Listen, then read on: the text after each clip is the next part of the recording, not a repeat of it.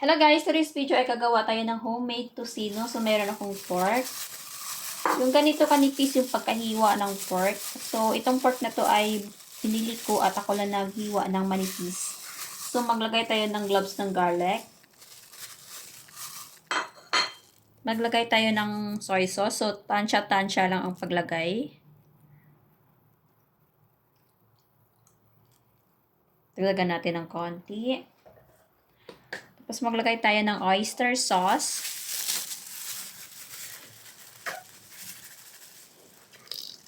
Ganyan. Hindi masyado marami kasi nga konti lang yung pork natin. Maglagay tayo ng pepper. Ayan. Tapos maglagay tayo ng sugar. Tansya-tansya din ang paglagay ng sugar. Yung brown sugar yung ginamit ko. Pagdagan natin ng konti. Hindi, tama na yan. Ay, so. Natouch ko yun. Tama na to. Baka sobrang tamis. So, iwas tayo sa diabetes. Tama na yan. Haluin natin. Haluin natin.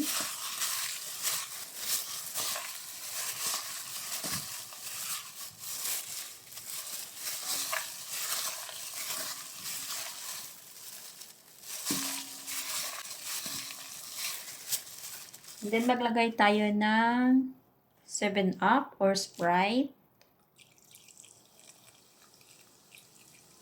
Yung lulubog yung ating pork. Kasi marinate natin yan. So, ganyan na. Haluin natin.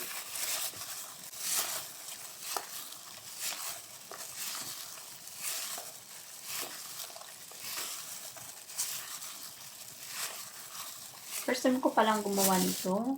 At maglagay tayo ng vinegar. O, nakalimutan ko pala. Maglagay pala tayo ng powder. Yung chicken powder or magic sarap sa akin. Ginamit ko is Knorr kasi wala akong magic sarap. So, ito lang munang gagamitin natin. So, haluin natin ng mabuti. Kasi matutunaw din naman to eh. Kasi nga, overnight natin siyang i-marinate. Para pandagdag lasa lang ba. So, haluin natin ng mabuti. Yung parang Knorr cube natin is maging ano siya. Matunaw ba.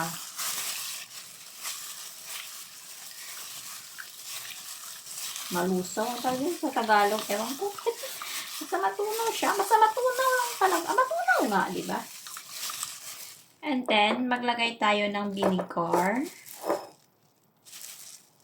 Konti lang. Ayan. White vinegar yung ginamit ko.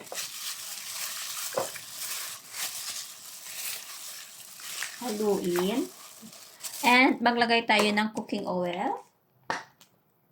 Huwag masyado kasi may taba na nga yung ating kasi taba lang naman.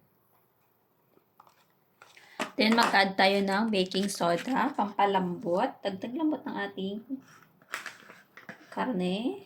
Is 1/8 teaspoon lang ito. I'm sorry, that is 1/4 teaspoon yung ginamit ko.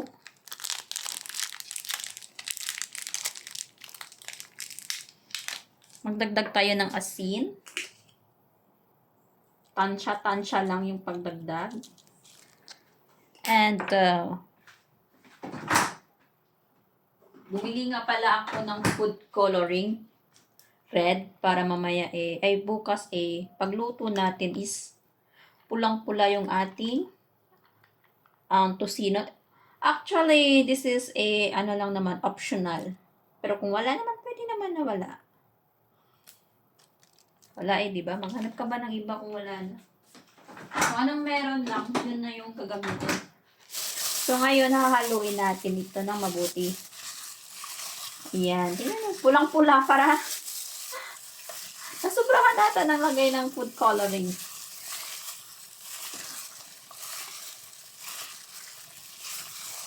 So, haluin natin ng mabuti ito. Hanggang sa mag-well combine po. Yung ingredients nito ay nilagay ko is soy sauce, oyster sauce, ground pepper, baking soda, salt, and cooking oil lang naman. At saka gloves ng garlic. Siyempre yung ating pork. Slice pork. And yung ating 7-Up. And vinegar. Yan yung ingredients ng ating homemade tocino. So, bukas pa natin ito matitikman, matry, kung anong lasa nito bukas. So, update ko kayo bukas. I-chill na natin ito sa fridge ng overnight or 24 hours. So, ito na guys. So, i-chill na natin ito sa overnight.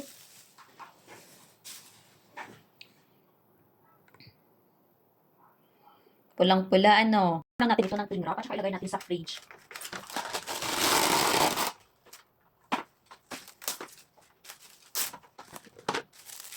So, ayan. Ito yung ating cling wrap. I-wrap lang natin siya. Saka ilagay natin sa ref. Tapos bukas, try natin. Kung masarap nga ba ang ating nagawang kusino. Masarap ito. Maganda ito ipang negosyo. Okay. Okay guys. Bye-bye muna. Back to Hello guys, welcome back to my channel again at ito na po yung ating nagawang tocino. So itry na natin siyang ilutuin. Yun guys, ilagay natin isa-isa yung ating slice pork tocino sa ating lutuan.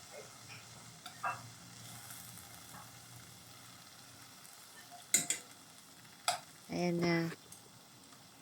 So, ngayon ay matitikman na natin ang ating nagawang pork tocino.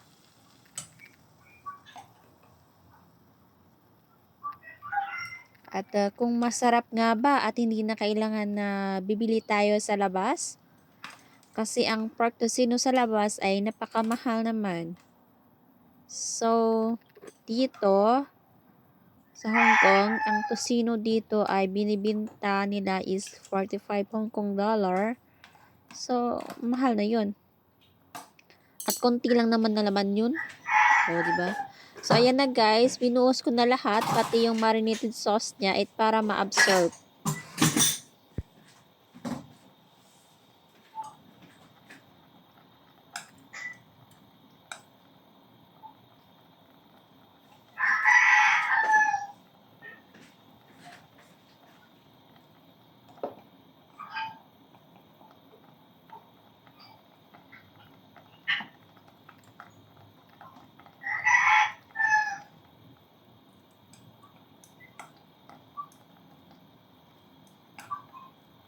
So, ayan guys. So, tinanggal ko lang yung garlic kasi hindi naman ako mahilig kumain ng garlic. So, tinanggal ko lang yung mga garlic niya. Ayan, ginamit ko lang siya for marinating pero hindi ko siya dinala sa luto. Ayan.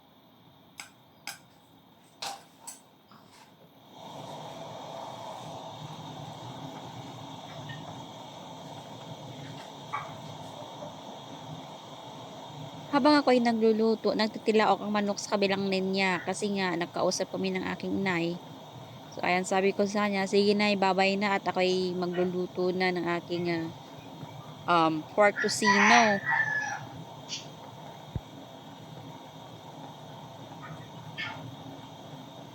sige na, bye-bye. Kasi ang ingay ng tilaok ng manok. Kaya sabi ko sa kanya, sige na, babay na. Hello guys, try na natin yung ginawa nating homemade tocino. So, nilagay ko na lahat yung pati sauce para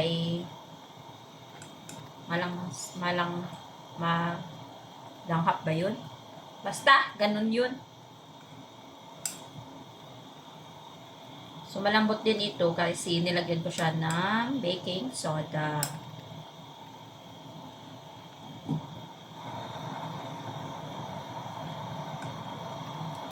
Balik ta rin natin ang ating pork tocino. This is my first time to make homemade pork tocino. Ginaya ko lang doon sa Facebook na nag-post mga recipes. So, sabi ko, bakit nga ba hindi ko i-try? So, i-try natin ang bago nating natutunang recipe. Sabi nila, maganda ito yung negosyo. So, let's see. Baka masarap ang luto natin. Kung gawa natin, iti someday, gawin natin pang negosyo.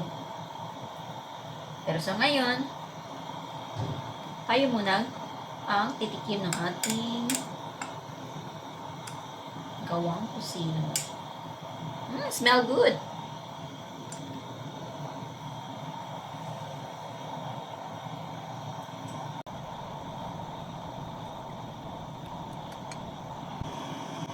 So, ayan na guys. Na-reduce na yung kanyang sauce. So, balik na rin natin ulit. So, lumabas na yung kanyang mantika. So, hindi na ako naglagay ng mantika kasi nung nag-marinate ako, nilagyan ko siya ng mantika at saka may konti siyang taba. So, no need to add too much oil. So, golden brown lang natin ito.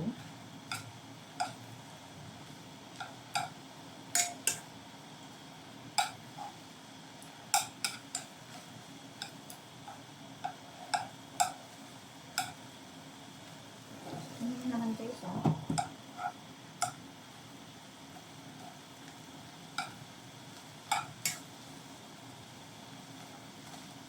Pina-absorb ko yung sauce niya dito. Nasayang ako kapag itapon ko, kaya ina-absorb ko na lang. Instead na water, ilagay ko yung sauce na lang niya.